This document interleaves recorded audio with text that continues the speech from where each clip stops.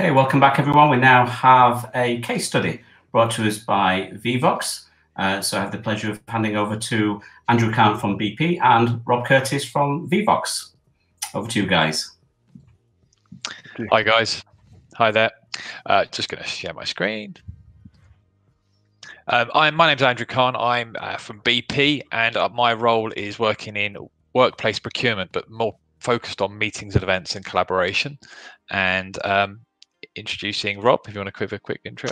Yeah, thank you. Yeah, so my name's Rob Curtis. I'm one of the enterprise account executives here at Vevox, and it's my job to support organisations like BP in rolling out Vevox and getting them on board and make sure everyone has a great experience of the platform.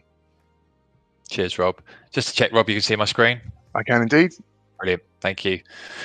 So really, this brief moment to give a bit of a case study, and thank you for the invite to this session. Hopefully we can share a bit and really look forward to any questions that come through.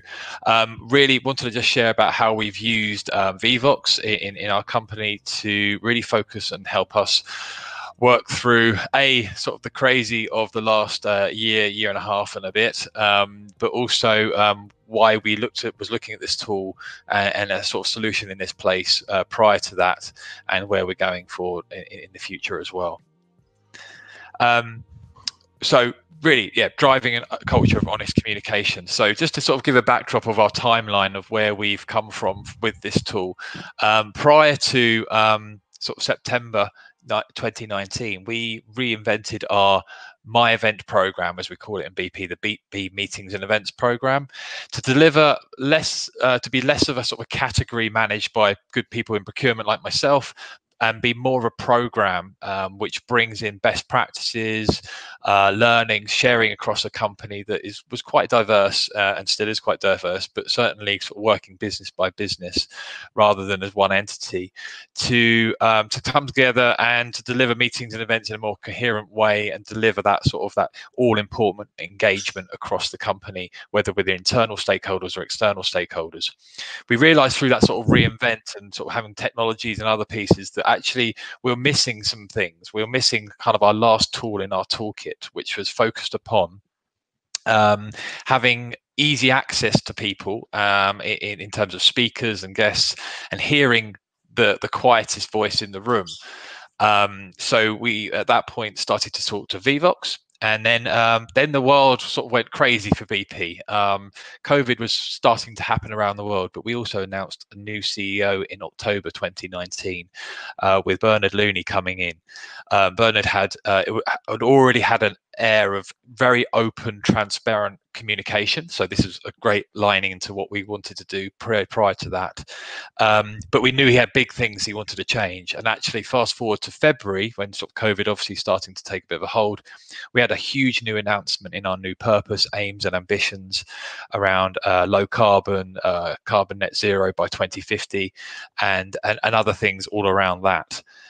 So huge, probably the most seismic shift, and how our organization was going to be structured as well. So seismic shift in the organization in over our 100-year history. So huge change. Then obviously COVID took hold. All office staff to work from home. We were then put through a company-wide restructure where we knew right from the start 10,000 people were not going to be working for BP at the end of the year. So we're all going through this sort of consultation period, as well as the COVID, as well as changing our house completely. Nonetheless, we kept focused on what we wanted to do. We knew that this is still even more an important tool to launch what we were going to call My Event Poll, which was basically the Vevox Q&A and polling solution for BP, albeit that we knew it was going to be used pretty much 100% virtually via Microsoft Teams and otherwise as we use in BP. To give a quick history after that, from April onwards, it absolutely exploded across the company, not only because of the circumstances we're in, but hopefully some of the good communications drive and things like that we did in the company. And then we moved to enterprise account after having kind of more of a lighter agreement in place first of all. And then fast forward from that, huge usage, and then through to July, we actually used it at an all-employee event, which was our CEO and board using it for a major event, which was kind of like the thing we always wanted to reach. We had some of our EVPs using it here and there, and plenty of good usage, but actually to see our CEO using it was fantastic. So sort of, I'm going to put this next bit up here. There's some screenshots from our video right from the start. But as you see, it says BP needs to listen and needs to be heard to sort of reimagine energy for the world today and the people of today. So we wanted to make sure that really the whole speak up culture was ramped up. We have a good speak up culture in BP around safety, and we've had to have that ever more so since things have happened in 2010 with Deepwater Horizon and otherwise, and that has been a huge thing for BP. But we wanted to go past that, especially with everything that we're going through via working from home, going through this consultation, going to new line managers once we'd landed on, if you were lucky enough to have a job with BP. So speak up needed to be that much more driven, either through anonymity or through just asking those questions that you feel might be a silly question, and driving that through. We wanted everybody to have access to this. This is a sort of driving point of where we wanted it. We have tools being used in BP previously. There's Mentimeter, Slido, Poll Everywhere, and a few others you might have heard of. But they always felt like they were from the communications person or the event organizers in the world. So we really wanted to make sure that everybody had access to this, to drive it from your smallest team meeting, and maybe just throw up the opportunity for people to ask anonymous questions, if nothing else, but then also to start engaging on a better level via this sort of through the laptop screen, and be able to bring up things like word clouds.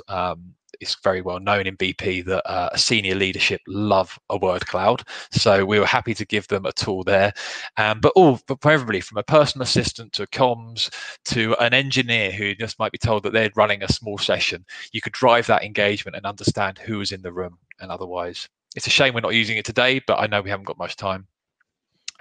Two-way transparency, just as the last thing I'm going to call out on here, is that we wanted the leaders to understand what the kind of the sentiment from their employees, and we also wanted to make sure kind of that the employees could really drive and to keep the leadership to tack and understand why they're doing things. Ask them quite honest and fairly brutal questions some of the time, and actually sort of to enable kind of Bernard Looney's, who are our new CEO's kind of way of working previously, not shying away from any question. That has gone right through the company now, and we haven't got time to sort of talk in airs and graces or in riddles or rhymes. We need to be talking very clearly and honestly with partners and externals, but also very much internal. So we were more than happy this My Event poll has driven that. And to share just a few key stats, we have over 135 people joining every month still as being a user, and that means you setting up My Event poll, you delivering the Q&A and things like that. So huge growth still. And some of those numbers show otherwise why we're doing so well. But I think the third bullet there, just to share as well, the average attendee size is still 31 people. So that's still fairly small. It's like a classroom size. And that's where we're really seeing some earnest conversations being had, because people are able to ask questions, and then the leadership in maybe the smaller parts and the lower tiers of the company are being able to answer those again without sort of just going ahead and not thinking. To share what's next before I'll shut up and pass to Rob, is that we are looking at deeper integrations with My Event Poll and Vevox into our event agencies, our other event technologies, to make sure that we really are delivering something that is ever present even more than we already have, especially as we start to go back to office and actually have some things that we haven't had to come up with in a virtual world so far. And other than that, is rolling up all this analysis and all this data set we have now, which has been fantastic and used already to some wide point. But we feel like there's so many other parts of surveys and everything else. We want to bring that all together with our employee insights team to ensure that my event poll and Vevox data is a big part of that, to understand the sentiment of the organization. Are we feeling good? Are we feeling positive? What's the challenges and the barriers, as well as just kind of what's our positivity towards our aims and ambitions ourselves internally. So it's been a huge piece. We've driven honest communication the whole way through, and this is with what feels like a completely new organization, if I'm honest, albeit with many good and sometimes not so good feet in the past. Rob, I'm going to pass over to you. Cool. Thank you, Andrew. So what I thought I'd just share now is really kind of the process that we've gone through with BP to sort of elevate the platform as a kind of comms tool within BP, and we've really broken it down to 3 sort of phases, if you like. And as Andrew said, you know, the first phase here, which probably took up to the first 6 months, is to actually think of a single platform that you want to use across the organisation. Andrew mentioned there some of our friends in the market, people like Slido, Mentimeter, Poll Everywhere, and you'll probably have pockets of people using these tools across your organisation. But the beauty of having a single platform is obviously that it's centrally supported. You don't have your data and meeting engagement data all over the place, and you have a common end user and participant experience.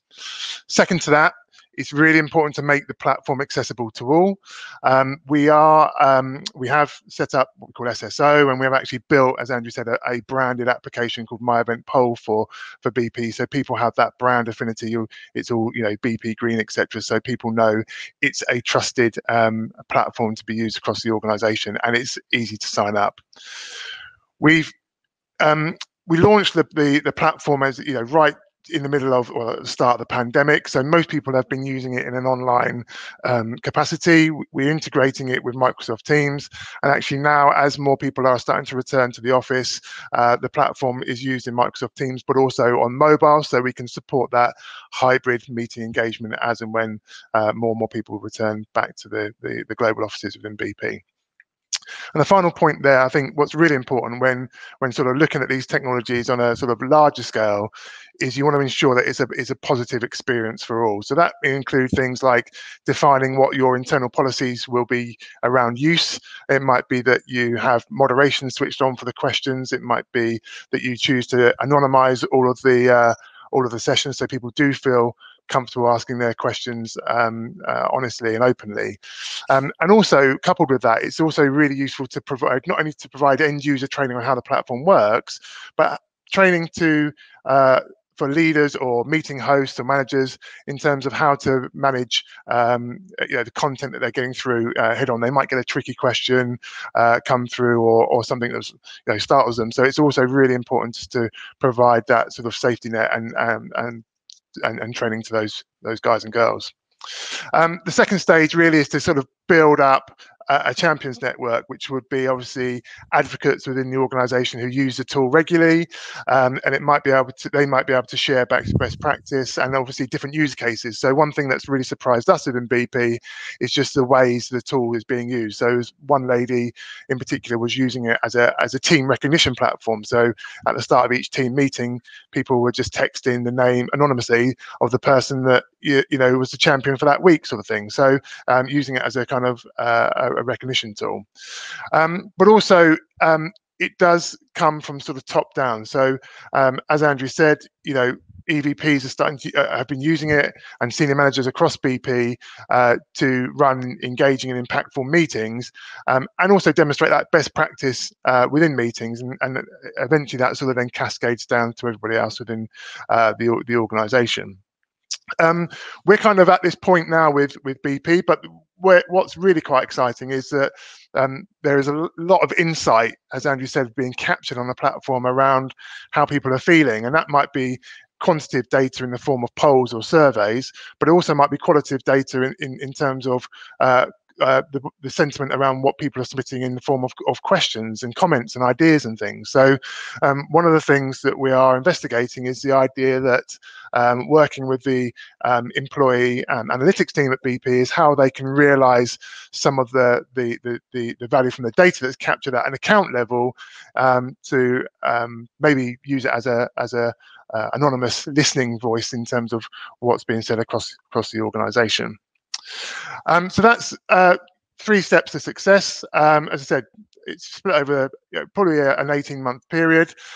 We do have a white paper. If you're interested in learning a bit more, I've just posted it into the chat guide. If you wanted to learn a little bit more about how we can be used in the enterprise to support communication, engagement, and obviously hybrid meetings as offices start to reopen, then please feel free to access that.